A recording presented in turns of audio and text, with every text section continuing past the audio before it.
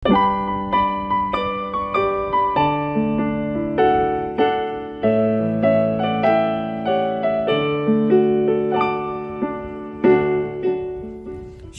salam sejahtera bagi Bapak Ibu, Saudara-saudara, anak-anak yang dikasihi oleh Tuhan Yesus Kristus. Berjumpa kembali bersama saya Pendeta Eka di dalam renungan firman Tuhan pada hari ini, hari Kamis 3 November 2022. Sukacita dan damai sejahtera dari Tuhan Yesus Kristus kiranya menyertai hidup kita sekalian. Puji nama Tuhan. Sampai pada pembacaan firman Tuhan hari ini, yakni kitab Yesaya pasal 59. Kiranya firman Tuhan yang kita baca dan sebentar kita renungkan sungguh memberkati hidup kita. Baik, sebelum kita akan merenungkan bagian firman Tuhan hari ini, kita akan berdoa bersama. Tuhan Bapa di surga, di dalam nama Tuhan Yesus, kami datang kepadamu mengucapkan syukur, terima kasih atas kasih setia Tuhan yang nyata dalam hidup kami. Kami pun ada sampai hari ini semua karena anugerah dan berkat Tuhan. Karena itu Tuhan, kami mau membalas setiap kebaikan Tuhan dengan hidup dalam ketaatan sebagai anak-anak-Mu. Dan kami mau terus belajar firman Tuhan, mengerti apa yang dikehendaki oleh Tuhan. Dan Engkau yang menolong kami untuk kami dapat menerapkan setiap prinsip kebenaran firman Tuhan yang boleh kami dapatkan dalam setiap pembacaan firman-Mu serta perenungannya. Terima kasih Bapa, inilah diri kami sedia pasang telinga dan hati kami untuk kebenaran firman Tuhan. Demi nama Tuhan Yesus Kristus, kami sudah berdoa dan bersyukur. Haleluya. Amin. Yesaya pasal 59 ayat 1-8. Saya akan bacakan bagi Bapak Ibu Saudara. Demikian firman Tuhan. Sesungguhnya tangan Tuhan tidak kurang panjang untuk menyelamatkan dan pendengarannya tidak kurang tajam untuk mendengar.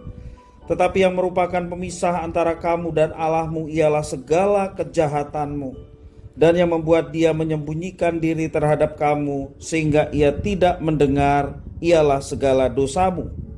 Sebab tanganmu cemar oleh darah dan jarimu oleh kejahatan, mulutmu mengucapkan dusta, lidahmu menyebut-nyebut kecurangan. Tidak ada yang mengajukan pengaduan dengan alasan benar, dan tidak ada yang menghakimi dengan alasan teguh. Orang mengandalkan kesia-siaan dan mengucapkan dusta. Orang mengandung bencana, melahirkan kelaliman. Mereka menetaskan telur ular beludak dan menenun sarang laba-laba. Siapa yang makan dari telurnya itu akan mati. Dan apabila sebutir ditekan pecah, keluarlah seekor ular beludak. Sarang yang ditenun itu telah dapat dipergunakan sebagai pakaian, dan buatan mereka itu tidak dapat dipakai sebagai kain. Perbuatan mereka adalah perbuatan kelaliman, dan yang dikerjakan tangan mereka adalah kekerasan belaka. Mereka segera melakukan kejahatan dan bersegera hendak menumpahkan darah orang yang tidak bersalah. Rancangan mereka adalah rancangan kelaliman, dan kemana saja mereka pergi, mereka meninggalkan kebinasaan dan keruntuhan. Mereka tidak mengenal jalan damai, dan dalam jejak mereka tidak ada keadilan. Mereka mengambil jalan-jalan yang bengkok, dan setiap orang yang berjalan di situ tidaklah mengenal damai. Bapak Ibu, Saudara-saudara yang dikasihi oleh Tuhan Yesus Kristus, apa yang seringkali menjadi penghalang berkat atas kita? Memang tidak selalu, tetapi dosa adalah penyebab pasti terhalangnya berkat Tuhan atas hidup kita.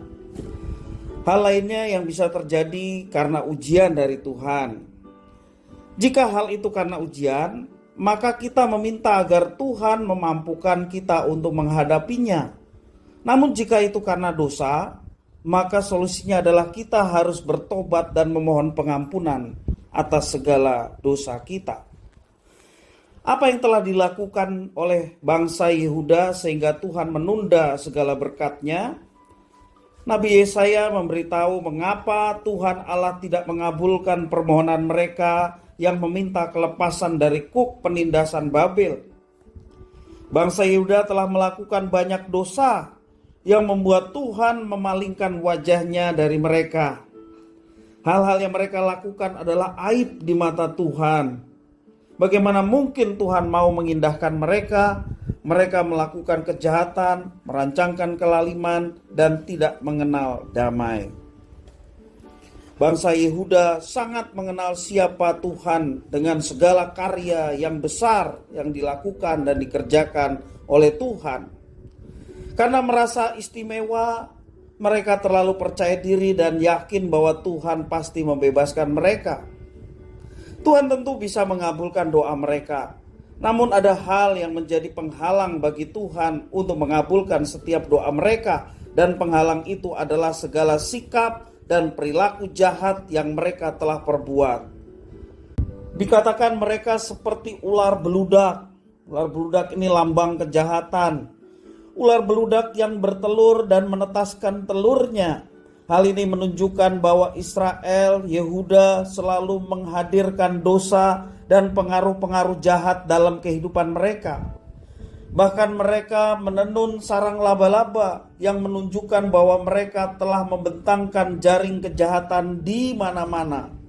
Jelas, sikap dan perilaku yang ditunjukkan bangsa Yehuda ini berkebalikan dengan apa yang diyakini oleh mereka. Betapa dangkalnya pengenalan mereka akan Tuhan. Mereka tidak takut dosa dan terus-menerus berbuat dosa, sehingga semakin membuat Tuhan jijik melihatnya. Bapak, Ibu, saudara-saudara yang dikasihi oleh Tuhan, mari kita selidiki apa yang menjadi penghalang bagi Tuhan untuk mencurahkan berkat-Nya bagi kita. Apakah dosa yang masih melekat di dalam diri kita?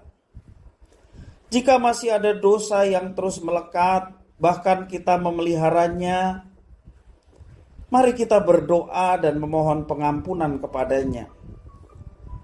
Ingat bahwa dosa merupakan penghalang utama dari berkat-berkat yang akan Tuhan curahkan bagi kehidupan anak-anaknya. Karena itu mari kita lepaskan setiap penghalang berkat Tuhan yang akan dicurahkan bagi kita dengan cara permohonan pengampunan dan pertobatan. Bertobat berarti kita tidak lagi mengikuti apa yang diinginkan oleh dosa.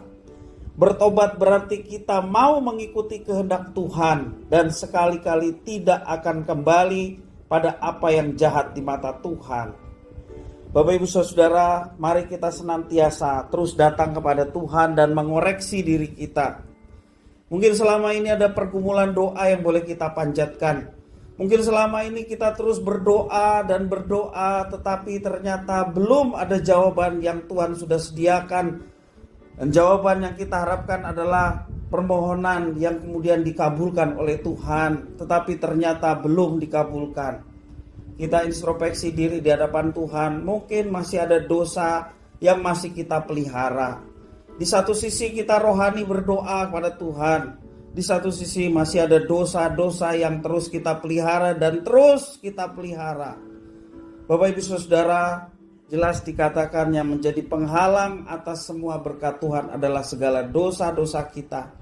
Akuilah setiap dosa kita di hadapan Tuhan. Dia setia dan adil yang akan mengampuni segala dosa kita dan menyucikannya dari segala kejahatan. Jangan simpan itu, jangan biarkan itu. Mari kita berserah kepada Tuhan, mohon pengampunannya dan mau hidup di dalam kebenarannya. Maka alamilah berkat-berkat Tuhan yang akan dicurahkan dalam setiap kehidupan anak-anaknya. Tuhan pengampun, Dia bersedia untuk terus membuka tangannya bagi setiap kita yang datang, mohon pengampunan dan bertobat kepadanya. Maka Dia akan mengampuni segala dosa-dosa yang telah kita perbuat. Dan pengampunan yang dari Tuhan itu sungguh luar biasa. Pengampunan yang diberikan dengan cara Dia datang menjadi manusia dan tersalib menggantikan hukuman yang seharusnya kita terima karena dosa kita. Dia menggantikan hukuman itu dan mengampuni kita. Jangan sia-siakan kesempatan yang Tuhan berikan. Mari kita datang kepadanya, mohon pengampunan dan alamilah berkat-berkat-Nya. Kiranya firman Tuhan memberkati kita sekalian. Mari kita berdoa.